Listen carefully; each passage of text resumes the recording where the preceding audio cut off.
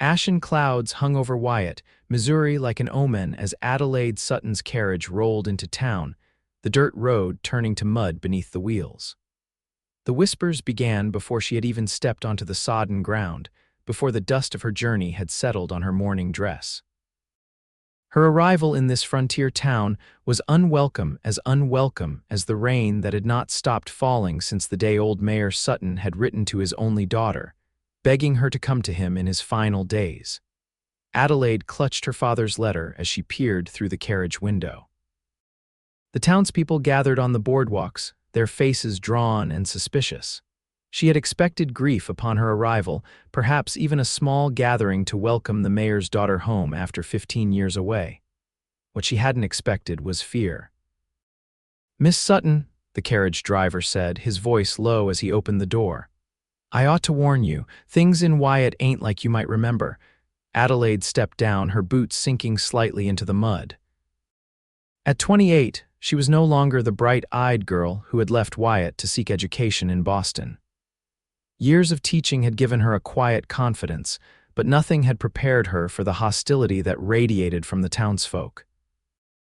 "The mayor passed 3 days ago, miss," the driver continued, handing down her trunk. "They buried him yesterday." Adelaide felt the air leave her lungs. Too late. She had come too late. "I see," she managed, pressing a coin into the man's palm. "Thank you for telling me." The driver hesitated. "Miss Sutton, folks here, they're saying things about your father's death, strange things." "What sort of things?" Adelaide asked, though something in her already knew. "They're saying the Sutton curse finally caught up with him." The driver wouldn't meet her eye. "Same as it did your mother and brother all those years back." Adelaide stiffened. The old rumors then, the whispers that had followed her family since the town's founding, she had hoped time would have erased such superstitions. Clearly, she had been wrong. "Thank you for your concern," she said, lifting her chin, "but I assure you there is no such thing as a curse." The driver looked unconvinced as he climbed back onto his seat. "Just watch yourself, miss. This town ain't kind to Suttons no more." As the carriage pulled away, Adelaide stood alone in the muddy street, aware of the eyes watching from behind curtains and through shop windows. The town of Wyatt had been built on Sutton land, founded by her grandfather. Now it seemed the town had turned against the very family that had given it life. She would have only a brief time to settle her father's affairs before returning to Boston. A week, perhaps 2, no more than that. She refused to stay where she wasn't wanted. Adelaide had just taken a step toward what had once been her childhood home when a commotion at the end of the street caught her attention. A man on horseback was riding hard into town, his black duster billowing behind him like wings. Even from a distance, she could see he was tall and broad-shouldered, his face shadowed by a wide-brimmed hat. The horse, a magnificent chestnut stallion, slid to a stop near the saloon, sending mud spraying in all directions. The rider dismounted with fluid grace that belied his size, and for a moment Adelaide found herself unable to look away. "Miss," a voice called, breaking her trance. It was Mrs. Henderson from the general store, beckoning urgently from her doorway. "You best come inside." "That's Zane Vickers riding in, and no good ever follows that man." Adelaide hesitated, looking back at the stranger. He was tying his horse to the hitching post now, his movements deliberate. As if sensing her gaze, he turned, and for one electric moment their eyes met across the muddy expanse of Wyatt's Main Street.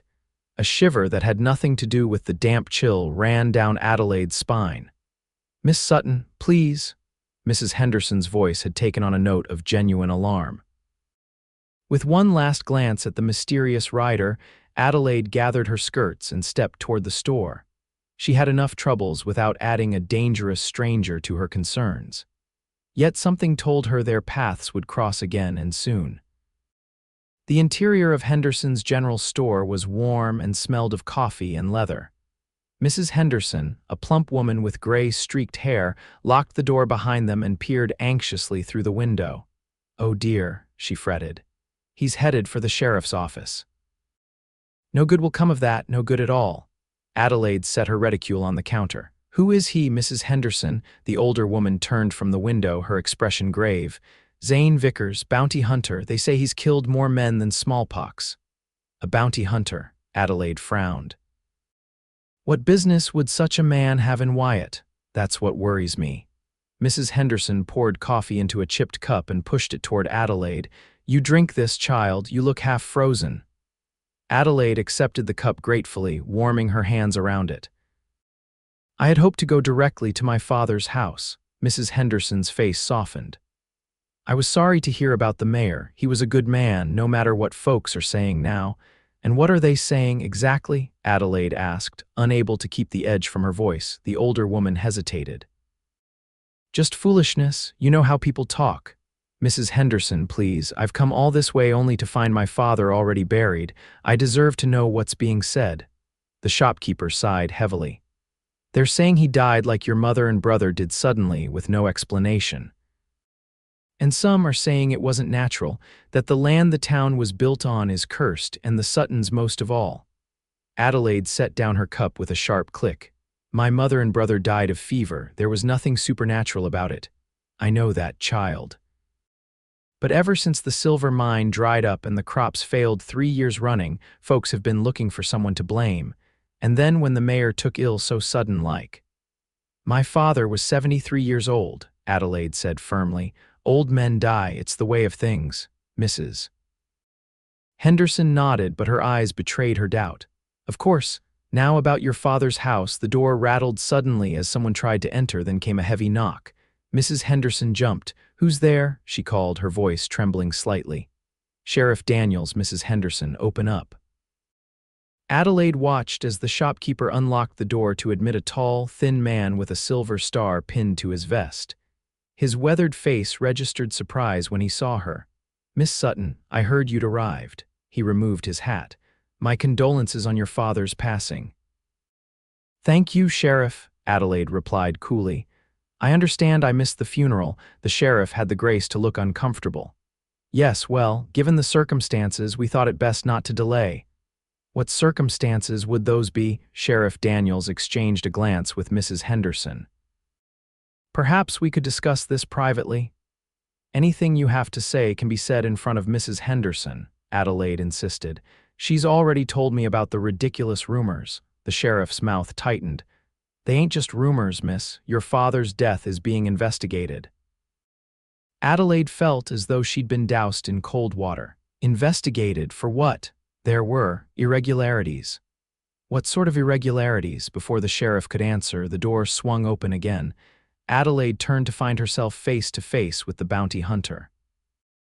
Up close, he was even more imposing, at least 6 feet tall, with sharp blue eyes and a sun-bronzed face. A thin scar ran along his jaw, disappearing into the shadow of a beard that did little to soften his hard features.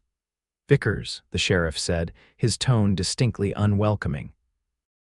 I told you to wait at the office. The bounty hunter's gaze moved from the sheriff to Adelaide, and something changed in his expression, a subtle shift she couldn't quite define. You must be Mayor Sutton's daughter, he said, his voice a low rumble that seemed to vibrate through the floorboards.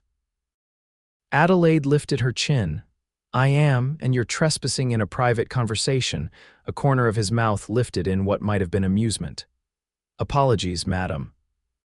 But seeing as that conversation concerns a man who might have been murdered, and seeing as I've been hired to find the truth of it, I thought I might join in. Adelaide's heart seemed to stop. Murdered? My father was not murdered. The sheriff shot Vickers an angry look. We don't know that yet, which is why I hired Mr. Vickers here to investigate, quiet-like, before the whole town panics. Too late for that, Vickers said, moving further into the store with the easy confidence of a predator. Town's already decided it's a curse. Just like they did with the other deaths. Adelaide felt the room sway slightly. Other deaths? Has someone else died? The 3 others exchanged glances. 3 men in the last month, Sheriff Daniels finally said. All connected to the town council, all died sudden with no obvious cause. And all connected to your family's land deals, Vickers added. Adelaide stared at him. What are you implying? I'm not implying anything, madam, just stating facts. His blue eyes held her steadily. Your father wrote to you a week before he died, asking you to come. I'm wondering why. How do you know what my father wrote to me? Because I'm good at my job. He moved closer, and she caught the scent of leather and something wild, like sage after rain. Why did he ask you to come back to Wyatt after 15 years? Adelaide clutched her reticule tighter. That's between my father and me.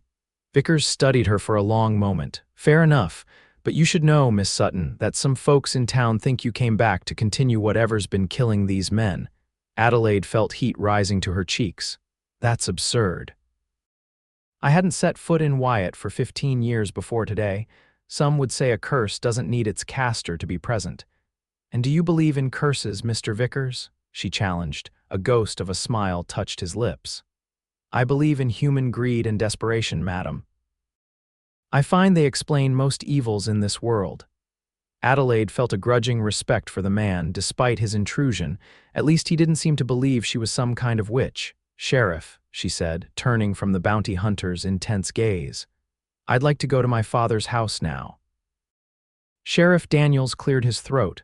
About that, Miss Sutton, your father's house is part of the investigation. It's been sealed until we determine the cause of his death. Adelaide stared at him in disbelief. Where am I supposed to stay then? I can't very well sleep in the street, Mrs. Henderson has kindly offered to put you up, the sheriff said. And in the meantime, I'd ask that you don't leave town, not until we've sorted this out. Adelaide felt trapped, cornered. She had come to bury her father and settle his affairs, not to be treated like a suspect in some bizarre investigation. Fine, she said finally. But I want access to my father's papers. If he was murdered, as you suggest, then perhaps there's something in his correspondence that might explain why. The sheriff hesitated, but Vickers spoke before he could refuse. I think that's reasonable, the bounty hunter said. In fact, I'd like to review those papers with Miss Sutton. 2 sets of eyes are better than 1. Adelaide opened her mouth to object to this presumption, but the sheriff was already nodding. Good idea. You can escort Miss Sutton to the mayor's office tomorrow morning. His papers are still there. I don't need an escort, Adelaide protested. Vickers' blue eyes caught hers again. With respect, madam, you do. Not everyone in town is as reasonable as the sheriff here. Some folks are already calling for a Sutton to pay for these deaths. Better you're not alone until we figure out what's really happening. The sincerity in his voice gave her pause. Perhaps he was right. The hostile stares that had greeted her arrival suddenly seemed more threatening in light of what she'd learned. Very well, Mr. Vickers, she said stiffly. I'll accept your escort. But understand this, I intend to clear my father's name and my family's reputation. If someone murdered him, I want them brought to justice. On that, Miss Sutton, Vickers said with unexpected gentleness, we are in complete agreement. Night fell over Wyatt like a shroud, bringing with it a silence broken only by the occasional burst of raucous laughter from the saloon. Adelaide sat by the window in Mrs. Henderson's spare bedroom, staring out at the wet, gleaming street. The rain had finally stopped, leaving behind puddles that reflected the few lighted windows like so many fallen stars. From this vantage point, she could see the silhouette of her father's house on the hill overlooking the town, dark now, forbidding. It seemed impossible that just a month ago he had sat at his desk writing to her, his last letter filled with a strange urgency she couldn't understand. Come home, Adelaide. There are things I must tell you before it's too late, secrets that cannot be written. What secrets had died with him, and why had he waited so long to share them? A movement in the street below caught her attention. Zane Vickers was walking toward the livery stable, his long stride eating up the ground, his duster billowing behind him. Even from a distance, there was something compelling about the way he moved, purposeful, alert, like a man who trusted no one and nothing. As if sensing her gaze, he paused and looked up. Adelaide drew back from the window, her heart beating a little faster. When she dared look again, he was gone. Sleep was elusive that night. Adelaide lay awake, her mind churning with questions. Who would want her father dead? What connection could there be between his death and the others? And what did it all have to do with the land deals Vickers had mentioned? Morning brought no answers, only a steely determination to find the truth. Adelaide dressed in her most practical gown, navy blue with a high collar and minimal bustle, and pinned her dark hair into a severe knot. If she was to be investigated and escorted like a criminal, she would at least face it with dignity. Mrs. Henderson had breakfast-waiting eggs, bacon, and biscuits that Adelaide could barely touch. "You need to keep your strength up, child," the older woman fussed. "Can't face troubles on an empty stomach." Adelaide managed a few bites to appease her hostess. "Did you know my father well, Mrs. Henderson?" The shopkeeper paused in pouring coffee. "As well as most, I suppose. He was a private man, your father, especially these last few years. Did he seem afraid before he died? Did he mention any threats?" Mrs. Henderson's hand trembled slightly as she set down the coffee pot. "He did seem troubled. Came in for supplies more often than usual, always looking over his shoulder. I asked him once if something was wrong, and he said—" She stopped abruptly. "What did he say?" Adelaide pressed. "He said, 'The past never stays buried, Martha. No matter how deep you dig the grave.'" Mrs. Henderson shivered. "Gave me chills, it did." Adelaide frowned. "That doesn't sound like my father. People change, child. 15 years is a long time." A knock at the door interrupted them. Mrs. Henderson hurried to answer it, returning moments later with Zane Vickers. The bounty hunter filled the doorway of the small kitchen, somehow looking both out of place and completely at ease. "Morning, madam," he said, removing his hat. "Ready to visit the mayor's office?" Adelaide stood gathering her shawl. "Yes. Mind if I have a word with Miss Sutton alone, Mrs. Henderson?" Vickers asked. The shopkeeper looked uncertain but nodded. "I'll be in the store if you need me." When she had gone, Vickers' expression grew serious. "There's something you should know before we head out. The town council is meeting this morning. They're voting on whether to exhume your father's body." Adelaide felt the blood drain from her face. "They can't do that. They can if they suspect foul play." Vickers watched her reaction carefully. "The decision will likely come down to what we find in your father's papers. You think there's evidence of murder there? I think your father knew he was in danger, and I think he wanted you to know why." Adelaide considered this. "The sheriff said the other men who died were connected to land deals." "What deals?" Vickers leaned against the doorframe. "About 3 years ago, a survey team discovered silver deposits on land adjacent to Wyatt. Land that once belonged to your family but was sold off in parcels to various town leaders. After the discoveries, those parcels suddenly became very valuable. And the men who have died all held deeds to portions of that land." Adelaide shook her head. "That makes no sense. Why would anyone kill the owners? That wouldn't change who holds the deeds." Vickers gave her an appraising look. "Unless the deeds themselves are in question, or unless someone believes they should never have been sold in the first place. You think this is about land theft?" "I think it's about greed, Miss Sutton. It usually is." Adelaide considered this. "My father sold that land legally. The deeds are registered with the county." "Are you certain of that? You weren't here." The implication stung, but Adelaide had to admit he had a point. She had been gone for 15 years, corresponding with her father only through occasional letters. She knew little of his business dealings in that time. "No," she admitted. "I'm not certain, but I intend to find out." Vickers nodded, seeming satisfied with her answer. "Then let's go see what your father left behind." The walk to the mayor's office was uncomfortable. People stopped to stare as they passed, conversations dying abruptly. Adelaide held her head high, but she could feel the weight of accusation in those stares. "Ignore them," Vickers murmured. "Fear makes people stupid. They think I'm cursed," Adelaide said bitterly. "Some do, others think you're something worse." "What could be worse than cursed?" Vickers' mouth quirked. "Cursed is something that happens to you. They're more afraid you're the one doing the cursing." Despite everything, Adelaide felt a reluctant smile touch her lips. "Do I look like a witch to you, Mr. Vickers?" He glanced down at her, and for a moment his stern expression softened. "No, madam, you look like a woman who's lost her father and deserves answers." The sincerity in his voice caught her off guard. Before she could respond, they arrived at the mayor's office, a modest building of whitewashed clapboard with the town seal displayed proudly on the door. Sheriff Daniels was waiting inside, along with a tall, distinguished man Adelaide recognized as Judge Wilson, the head of the town council. "Miss Sutton," the judge said, his tone cool but correct. I trust you understand the seriousness of the situation. I understand my father and several others have died under mysterious circumstances, Adelaide replied, and that some people are looking for scapegoats rather than answers. The judge's lips thinned. Your father's papers are in his desk. You may examine them, but nothing leaves this office. Mr. Vickers will supervise. Adelaide bristled at the implication that she couldn't be trusted, but Vickers placed a calming hand on her arm. We'll be thorough, he said to the judge, and discreet. Judge Wilson nodded curtly and left, the sheriff following behind. When the door closed, Adelaide turned to Vickers. They've already decided I'm guilty of something, she said. I can see it in their eyes.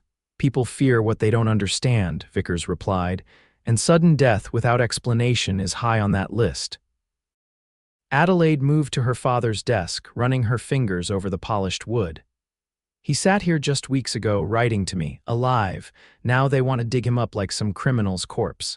If he was poisoned, an examination might prove it, Vickers said gently. And that might lead us to his killer.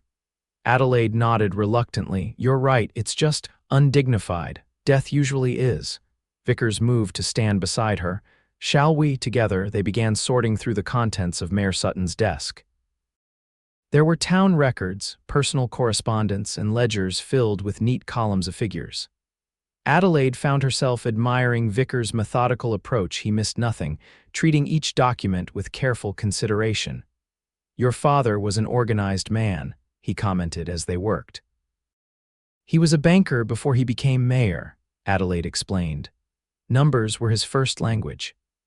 After an hour of searching, they had found nothing that suggested foul play or fear for his life until Adelaide opened the bottom drawer and discovered a leather portfolio secured with a brass lock. I need something to pick this, she said, examining the lock. Without hesitation, Vickers handed her a slim metal tool from his coat pocket. Adelaide raised an eyebrow. Do all bounty hunters carry lockpicks? Only the good ones, he replied with the ghost of a smile. The lock yielded easily, and Adelaide opened the portfolio to find a collection of papers her father had kept separate from his official records. The first was a faded map of Wyatt and the surrounding area, with certain parcels of land outlined in red ink. Handwritten notes crowded the margins, dates, names, and figures that made little sense to Adelaide. These must be the land deals you mentioned, she said, spreading the map on the desk. Vickers leaned over to examine it, his shoulder brushing hers. Yes. Those red outlines mark the silver deposits. Adelaide pointed to a notation in her father's handwriting. Look at this. He's written original deed invalid next to this parcel. Which parcel is that? It's owned by. Adelaide checked the notation. Thomas Reed, is he one of the men who died? Vickers nodded grimly.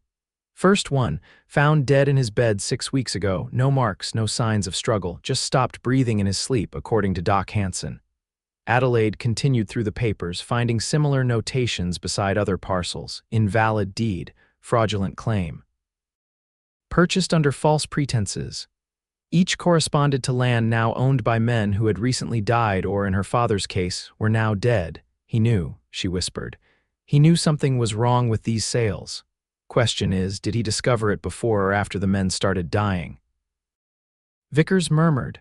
Adelaide's fingers trembled as she turned to the last document in the portfolio, a letter addressed to her in her father's handwriting, still sealed.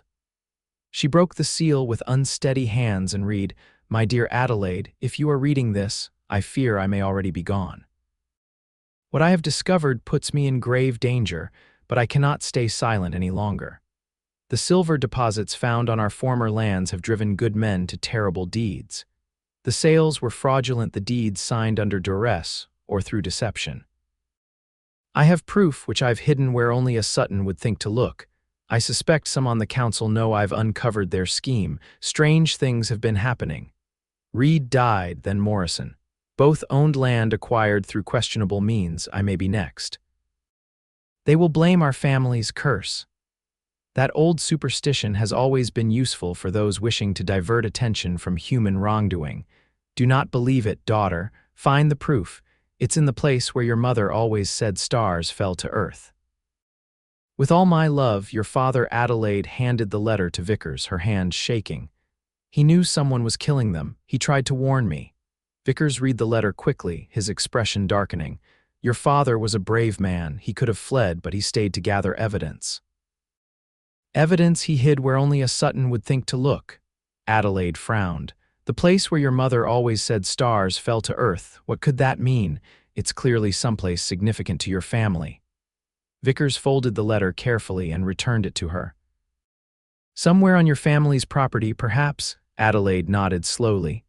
The lake. There's a small lake on the edge of what was once our land. My mother used to take me there to watch meteor showers. She called them falling stars. Is the lake on one of these parcels? Vickers asked, turning back to the map. Adelaide studied it, tracing her finger along the boundaries until she found what she was looking for. Here, it's on land now owned by Judge Wilson. Vickers' expression turned grim. The only member of the council still alive, aside from your father. And the one most eager to exhume my father's body, Adelaide added, a chill running through her. We need to find that proof before he realizes what your father did. Vickers gathered the papers, returning them to the portfolio. Tonight, after dark, Adelaide stared at him. You're going to help me. I was hired to find the truth, he said simply, and I believe your father was murdered for trying to expose it. But why would you believe me over the judge, over the entire town? Vickers held her gaze steadily. Because I've been watching this town for 3 days now, and the only person who seems genuinely grieved by your father's death is you. Adelaide felt a rush of unexpected emotion at his words. Gratitude, yes, but something else too. Something warmer. She pushed the feeling aside, focusing on the matter at hand. What do we do now? Act normal, Vickers said, keeping his voice low. Tell the sheriff we found nothing suspicious, just town business. Tonight I'll come for you after the town's asleep. Adelaide nodded, though her heart raced at the thought of sneaking out to the lake under cover of darkness. And if we find this proof, what then? Then we take it to the territorial marshal in Jefferson City. This is bigger than Sheriff Daniels can handle. The door opened suddenly, causing them both to stiffen. Sheriff Daniels entered, his gaze moving suspiciously between them. Find anything interesting? He asked. Vickers shook his head, his face giving nothing away.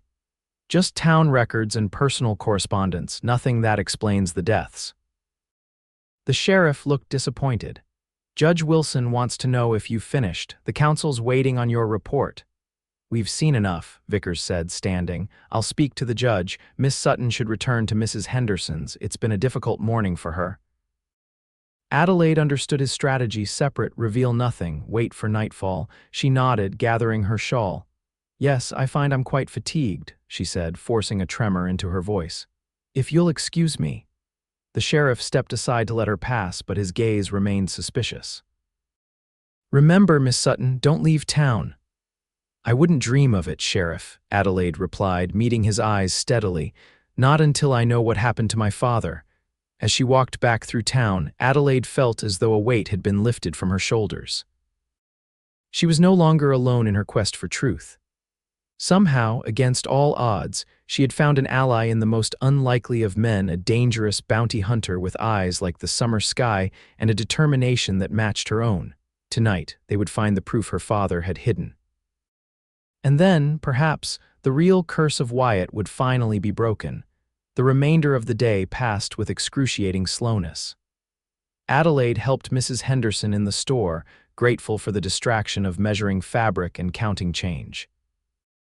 Customers were scarce. Most folks seemed to prefer avoiding the cursed Sutton daughter, but the few who did enter watched her with undisguised curiosity. Pay them no mind, Mrs. Henderson whispered after a woman had hurried out without making a purchase. They'll forget this nonsense soon enough. Adelaide wasn't so sure. As the afternoon wore on, she noticed more people gathering in small groups on the street, their heads bent in urgent conversation. Occasionally, someone would point toward the store, their expression grim. Something's happening, she said to Mrs. Henderson. They seem agitated. The older woman peered through the window and paled. The council meeting must be over, and from the looks of it, whatever they decided hasn't settled well. Adelaide thought of the letter in her pocket, of the proof her father had hidden by the lake. Mrs. Henderson, I think I should return to my room. I'm feeling unwell. Of course, dear, I'll bring you some tea. Once in her room, Adelaide changed into her sturdiest boots and plainest skirt. She tucked her father's letter securely in her pocket and waited, watching the sky darken to twilight. A knock at the door made her jump. It was Mrs. Henderson with a tray. "I've brought you some supper as well," she said, setting it down. "You need to keep up your strength." "Thank you, you've been very kind," Mrs. Henderson hesitated. "Adelaide, there's something you should know. The council has decided to exhume your father tomorrow morning." Adelaide forced her expression to remain neutral, though her stomach twisted. "I see. There's more. Judge Wilson has called for an inquiry into all the recent deaths. He's suggesting that. Well, that you might know something about them." "Me?" Adelaide stared at her. "I wasn't even here." "I know, child. It's ridiculous. But folks are scared, and the judge has convinced them that the timing of your return is suspicious." Adelaide thought of the judge's land by the lake, of the proof her father had hidden there. Was Wilson accelerating his plans because he feared what she might discover? "What will happen at this inquiry?" she asked. Mrs. Henderson looked away. "If they find cause, they could arrest you." "For murder," the words hung unspoken between them. "I see," Adelaide said again, her voice steady despite her racing heart. "Well, they'll find no evidence against me because I've done nothing wrong." "Of course not." Mrs. Henderson patted her hand. "Try to rest. Things often look brighter in the morning." When the older woman had gone, Adelaide moved to the window. The street below was empty now. The townsfolk retreated to their homes as night fell over Wyatt. In the distance, she could see a light burning in the sheriff's office. Waiting would be dangerous. If the judge suspected what she knew, he might move to stop her before she could reach the lake. Making her decision, Adelaide slipped downstairs, careful to avoid the creaking third step. Mrs. Henderson was in the parlor, her back to the kitchen door. Moving silently, Adelaide let herself out the back way and into the alley behind the store. The night air was cool against her face as she hurried through the shadows, keeping to the edges of buildings. She had almost reached the livery stable when a hand caught her arm, pulling her into a darkened doorway. Adelaide opened her mouth to scream, but a warm palm covered it gently. "It's me," Zane Vickers whispered, his breath warm against her ear. "I saw you leave Mrs. Henderson's." He removed his hand, and Adelaide exhaled shakily.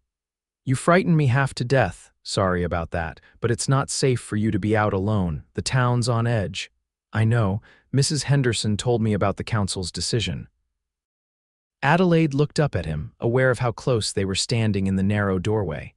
"They're going to dig up my father tomorrow, I heard. That's why I was coming for you earlier than planned." Vickers glanced toward the street. "My horse is saddled and waiting behind the livery." "We need to move now. You think they'll try to stop us tonight? I think Judge Wilson knows exactly what your father hid, and he'll do anything to keep us from finding it." Adelaide nodded. "Then let's go." They moved swiftly through the shadows to the back of the livery stable. Vickers' chestnut stallion stood waiting, already saddled. "Can he carry us both?" Adelaide asked.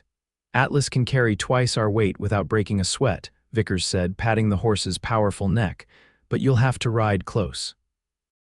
He helped her mount, then swung up behind her, his arms coming around her to take the reins. Adelaide was acutely aware of his solid presence at her back, the warmth of him seeping through her clothes. "Hold on," he murmured, and then they were moving, the horses' hooves muffled in the soft earth as they skirted the edge of town. They rode in silence, following a narrow trail that wound through scrub pine and juniper. The night was clear, the stars like diamond chips scattered across black velvet. Adelaide found herself leaning back slightly, drawing comfort from the steady rhythm of Vickers' breathing. "How far to the lake?" he asked, his voice low in her ear. "About 2 miles east of town," she replied. "There's a stand of cottonwoods marking the northern shore." They continued on, the horse picking its way carefully in the darkness.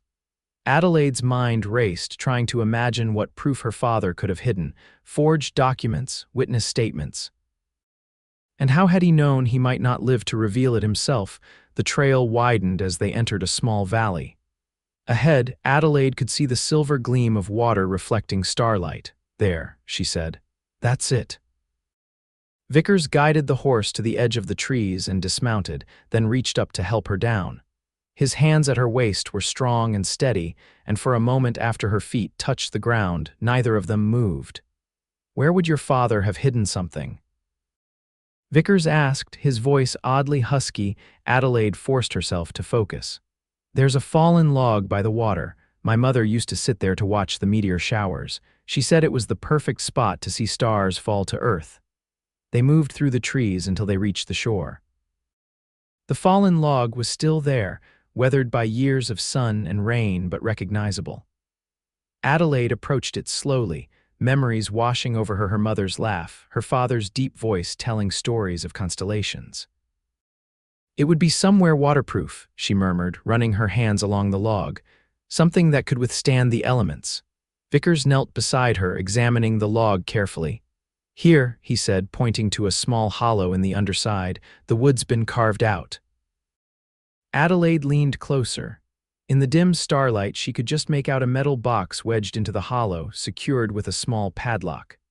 "Another lock to pick," she said with a faint smile. Vickers already had his tools out. "This one's more complex. It'll take a moment." As he worked on the lock, Adelaide kept watch, scanning the darkness around them. The lake was eerily still, the silence broken only by the occasional call of a night bird. "Got it," Vickers said finally. The lock clicked open, and he carefully removed the box. Inside was a stack of documents, protected by an oilskin wrap. Adelaide untied it with trembling fingers, aware that they were holding her father's last legacy and possibly the evidence that would identify his killer. The first document was a deed, the original land grant to her grandfather, Theodore Sutton, for 5,000 acres surrounding what would become Wyatt. Attached to it were several legal opinions stating that subsequent parceling and sale of the land had been conducted improperly. "Look at this," Adelaide said, pointing to a paragraph highlighted in her father's neat hand. "It says the original deed specified that mineral rights were to remain with the Sutton family in perpetuity, regardless of land sales. So even though the land was sold, your family still owned what was beneath it," Vickers said, understanding dawning in his eyes, including the silver. Adelaide turned to the next document, a geological survey dated 3 years earlier. "This shows they knew about the silver deposits before the land was sold. And they deliberately concealed that information from your father," Vickers added, examining a letter from Judge Wilson to Thomas Reed. "This proves conspiracy to defraud." Adelaide read on, the pieces falling into place. The town council members had discovered silver on land still officially owned by her father. Instead of approaching him honestly, they had conspired to purchase the parcels without revealing their true value, using various forms of deception to secure the deals. But why start killing each other? She wondered aloud. It doesn't make sense. Vickers pointed to another document, a private agreement among the conspirators to divide the silver equally. "Honor among thieves rarely lasts. My guess is that once they had the land, someone decided they wanted a bigger share." "Judge Wilson," Adelaide whispered, finding a second agreement at the bottom of the stack. This one had been signed only by Wilson and her father, dated just 3 weeks earlier. "My father confronted him. He must have found the evidence and threatened to expose the fraud." "So Wilson offered him a deal," Vickers said, reading over her shoulder. "Silence in exchange for a percentage of the silver profits. But my father wasn't satisfied with that." Adelaide's voice caught as she found her father's final note tucked beneath the agreement. "He was going to expose them anyway. He writes here that he couldn't live with the deception, that the wealth rightfully belonged to the town, not to individuals." "A man of principle," Vickers said quietly, "and it got him killed." Adelaide fought back tears. "Wilson must have realized my father wouldn't keep quiet, so he eliminated him, just like he eliminated the others when they became liabilities. Or when they threatened to expose him," Vickers agreed. "The question is, how did he do it?" "There were no marks on the bodies, no sign of poison according to the doctor." Adelaide scanned the documents again, looking for anything they might have missed. Her eyes caught on a small notation in the margin of the geological survey, "W, using Chinese method." "What's this?" She asked, showing Vickers. His expression darkened. I've heard rumors of a poison used in the Chinese mining camps, odorless, tasteless, nearly undetectable except by specific tests. It causes paralysis that mimics natural death. That must be it. Adelaide gathered the documents, securing them in the oilskin. We need to get these to the territorial marshal immediately. Vickers nodded, taking the package from her. First light, we ride for Jefferson City. It's 2 days hard travel. A twig snapped in the darkness behind them. Vickers whirled, his hand going to the revolver at his hip. Adelaide froze, staring into the shadows beneath the cottonwoods. Well, well, came a familiar voice. It seems Mayor Sutton was clever after all. Judge Wilson stepped into the moonlight, a rifle pointed steadily at Vickers' chest. Behind him, 2 more men emerged from the trees, Sheriff Daniels and a burly man Adelaide recognized as the blacksmith. I wondered where he'd hidden the evidence, Wilson continued conversationally. The lake, of course, so sentimental, our late mayor. Adelaide stepped forward, placing herself slightly in front of Vickers. It's over, Judge. We know everything. You killed my father and the others for the silver rights. Wilson's smile was cold. I protected my investment. They were going to ruin everything, Reed with his drinking and loose talk, Morrison with his sudden attack of conscience. Your father was the worst of all with his high-minded principles. So you poisoned them, Vickers said, his voice dangerously soft, made it look like natural death. Very good, Mr. Vickers. I should have known a man of your reputation would figure it out eventually. The judge sighed.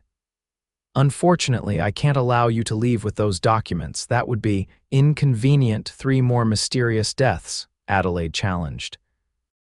The town already suspects something. They won't believe it's a curse forever, Wilson laughed. Oh, your deaths won't be mysterious at all. You'll be killed resisting arrest after murdering Sheriff Daniels here. The sheriff shifted uncomfortably. Now, Judge, we agreed no one else had to die. Plans change, Sheriff, Wilson said without taking his eyes off Vickers.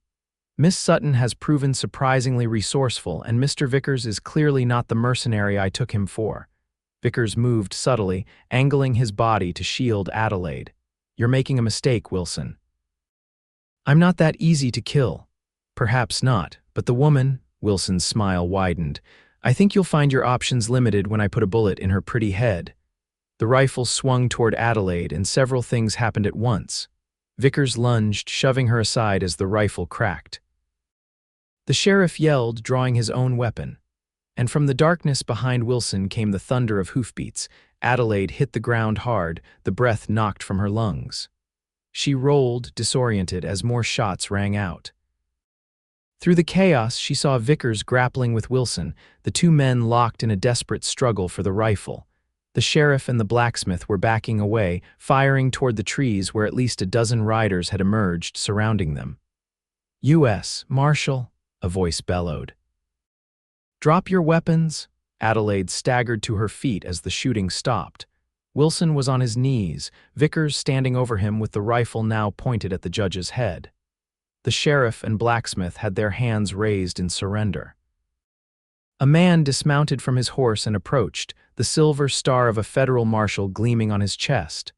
Perfect timing, Marshal Holt, Vickers called, not taking his eyes off Wilson. Adelaide stared in confusion. You knew they were coming, Vickers nodded. Sent for them yesterday. Couldn't be sure when they'd arrive, though. You never mentioned, couldn't risk it being overheard. He glanced at her, his eyes softening. Sorry about that. Marshal Holt strode over, taking in the scene with practiced efficiency. This the evidence you mentioned in your wire. Vickers handed him the oilskin package. All here, conspiracy, fraud, and 4 murders all tied up with a bow. Murders that can't be proven, Wilson spat. No court will convict me on speculation. That's where you're wrong, Adelaide said, finding her voice again. My father suspected you were using a Chinese poison. He wrote it in his notes. The marshal can order specific tests now that he knows what to look for. Wilson's face went slack. You're lying. There was nothing in those documents about poison. Care to bet your neck on that, Judge? Vickers asked mildly. Marshal Holt nodded to his deputies. Take them into custody. We'll sort this out properly in Jefferson City. As the men were led away, Adelaide found herself trembling, the reality of what had just happened finally sinking in. They had nearly died.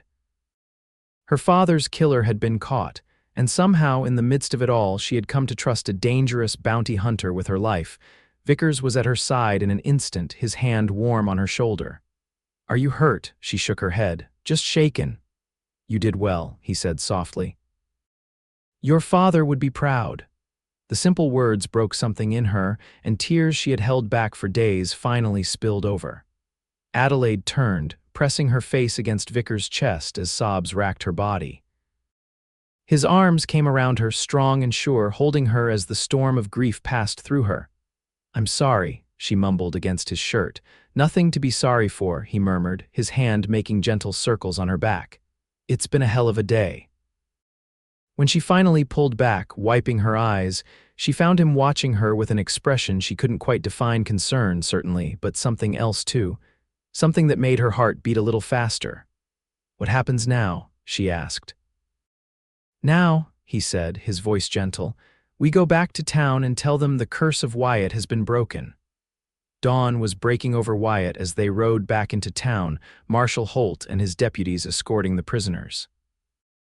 The commotion brought townsfolk from their homes, bleary-eyed and confused, gathering in the street to watch the procession. Adelaide sat tall in the saddle of the horse Marshal Holt had provided, aware of the curious stares and whispered comments. Beside her, Vickers rode with the easy confidence of a man who had done what he set out to do. At the marshal's request, the town crier rang the bell, summoning everyone to the square. As the crowd grew, Adelaide felt a moment of trepidation.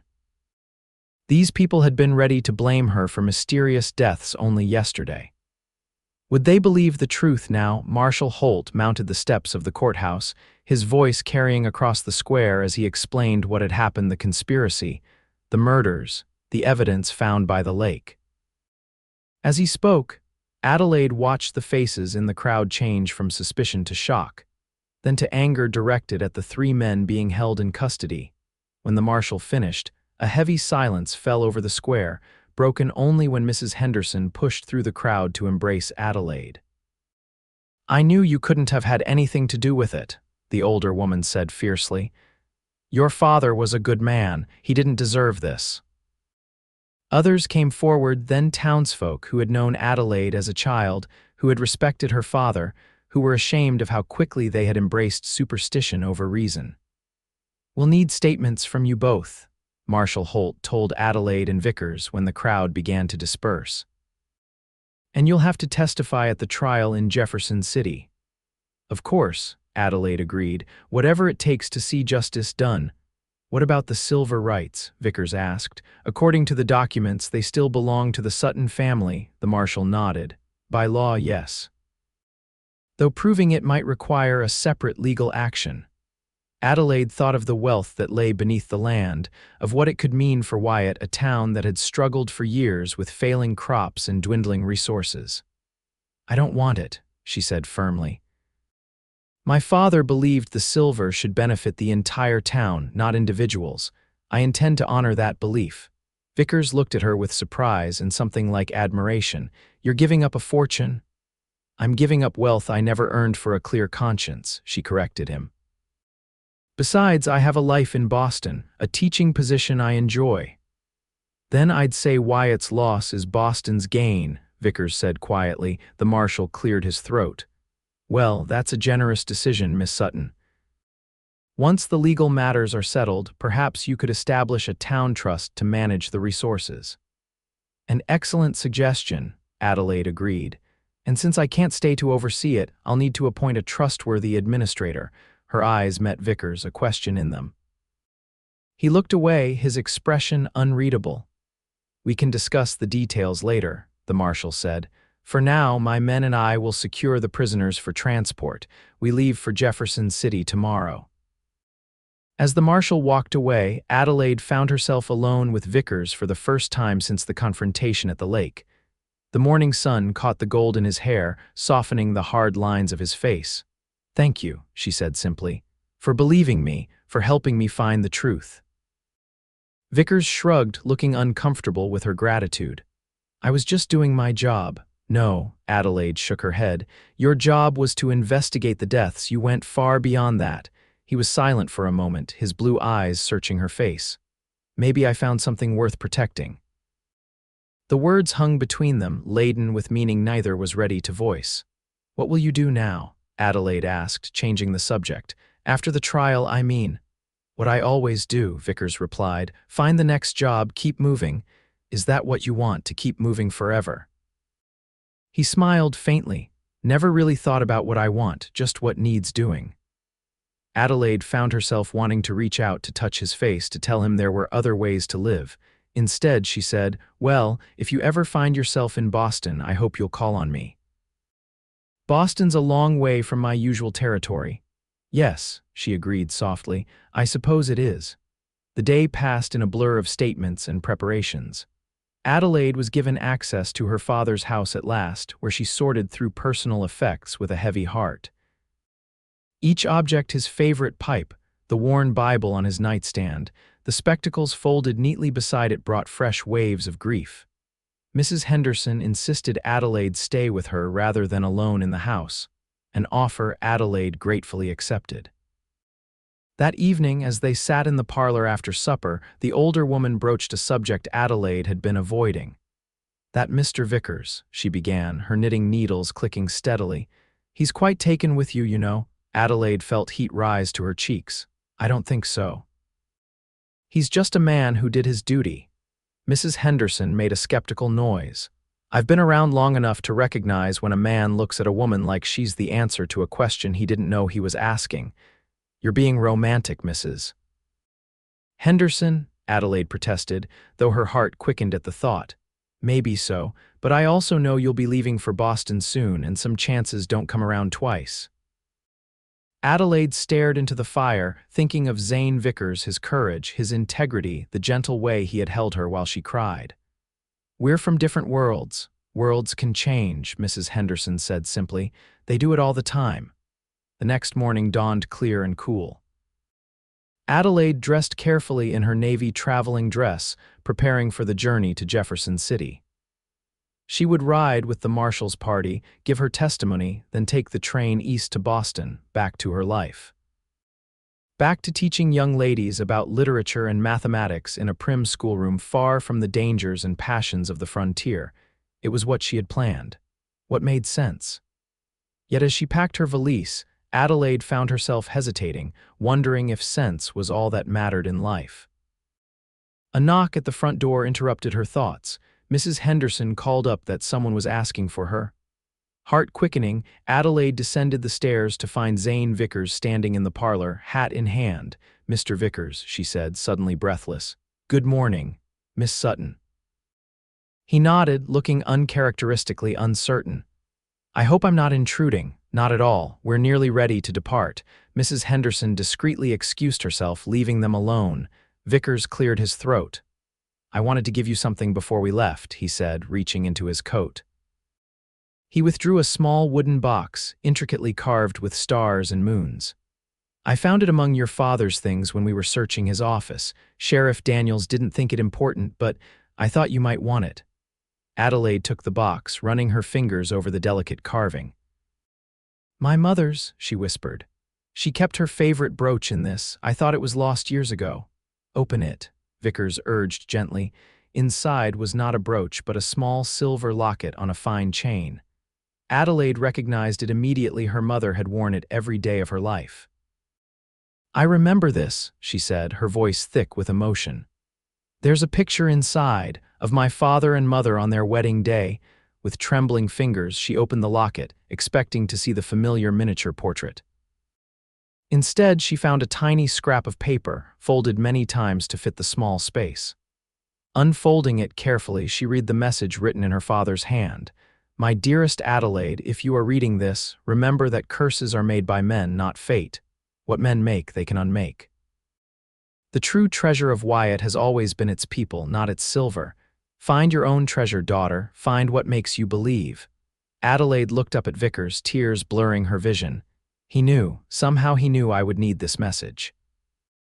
He must have loved you very much, Vickers said softly. He did. Adelaide closed the locket, holding it tightly in her palm, and he wanted me to be happy. For a long moment they stood in silence, the weight of unspoken words heavy between them. "I've been thinking," Vickers finally said, his deep voice hesitant in a way she had never heard before. "About what you said yesterday, about what I want, not just what needs doing." Adelaide's heart skipped. "And what did you decide?" "That maybe I've been running long enough." He met her eyes directly. "The marshal offered me a job, Deputy U.S. Marshal based in Jefferson City." "You're considering it?" she asked, hardly daring to hope. "More than considering, I accepted." Vickers took a step closer. "It's still a far piece from Boston, but it's a start. A place to put down roots." Adelaide felt a smile blooming despite her tears. "Jefferson City is much closer to Wyatt than Boston is." "It is," he agreed, his own smile breaking through like sunshine. "And someone will need to oversee that silver trust you're establishing. Make sure the town gets what it's due." "Someone trustworthy," Adelaide said, moving closer still. "Someone with integrity. Someone who might have a reason to visit Boston now and then," Vickers added, his voice dropping to a murmur, "if he thought he might be welcome." Adelaide looked up at him, at this man who had believed in her when no one else would, who had risked his life to help her find the truth, who was offering her a chance at something she hadn't known she wanted until this moment. "I think," she said carefully, "that such a man would be very welcome indeed." Vickers Zane reached out, his calloused fingers gentle as they brushed a tear from her cheek. "I'm not a man of fancy words, Adelaide. But I know what I feel when I'm with you, and it's something I never thought I'd find." "And what is that?" she whispered, "a reason to believe in something more than just the next job or the next town." His hand cupped her face. "A reason to believe in the future." Adelaide closed her eyes as his lips met hers, soft and questioning at first, then with growing certainty as she responded. His arms came around her, strong and sure, and she felt as though she had found a home she hadn't known she was seeking. When they finally parted, she smiled up at him. "It seems, Mr. Vickers, that Wyatt's curse has turned into a blessing after all." "Just Zane," he corrected, his eyes crinkling at the corners. "And I'd say the only curse in Wyatt was greed. The blessing was here all along, waiting to be found," as they left Mrs. Henderson's house together, stepping into the bright morning sunlight. Adelaide felt her father's words echo in her heart. "Find your own treasure. Find what makes you believe." In the most unexpected place, against all odds, she had done exactly that. 2 years later, Adelaide stood on the porch of a newly built house overlooking Wyatt.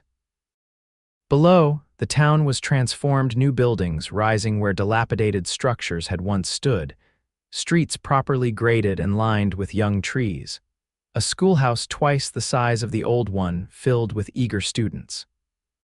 The silver that had nearly destroyed Wyatt through greed had instead become its salvation through wise management.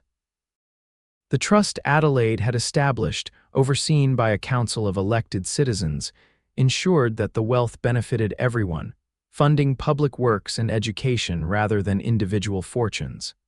And as for Adelaide herself, the door opened behind her and strong arms wrapped around her expanding waistline. "Admiring your handiwork," Zane asked, pressing a kiss to her temple. Adelaide leaned back against her husband's chest. "Our handiwork. I couldn't have done it without you." "Sure you could have." His hand caressed the swell of their coming child.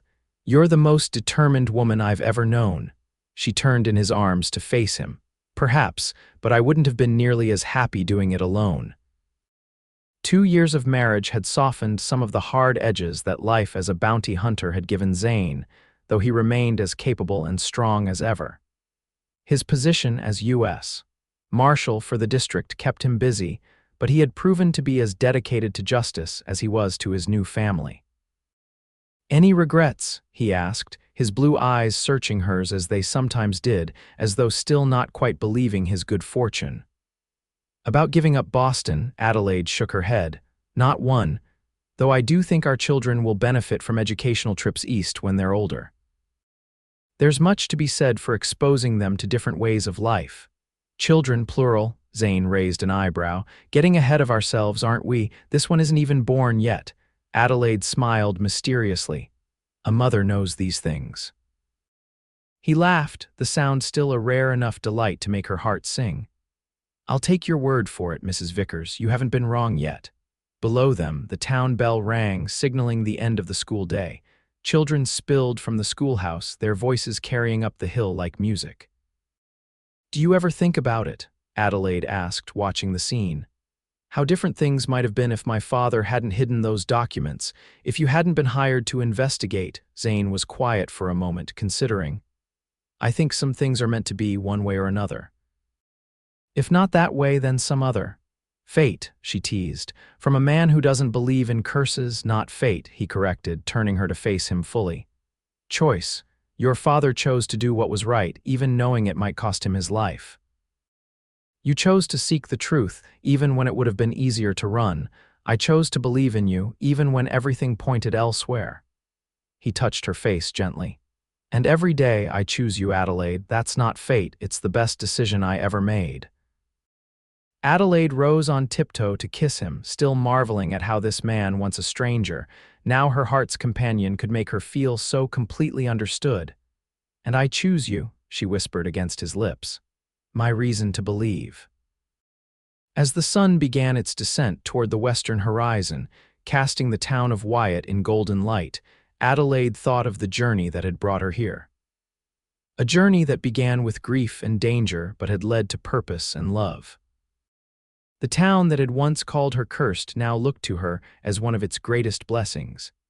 And the man who had once been a rootless hunter of men now stood beside her, building a legacy of justice and compassion that would outlast them both. Some might call such a transformation miraculous. Adelaide knew better. It was simply what happened when fear gave way to truth, when superstition yielded to reason, and when two souls found in each other exactly what they needed to believe in something more. In the end, that was the only magic Wyatt or anyone truly needed.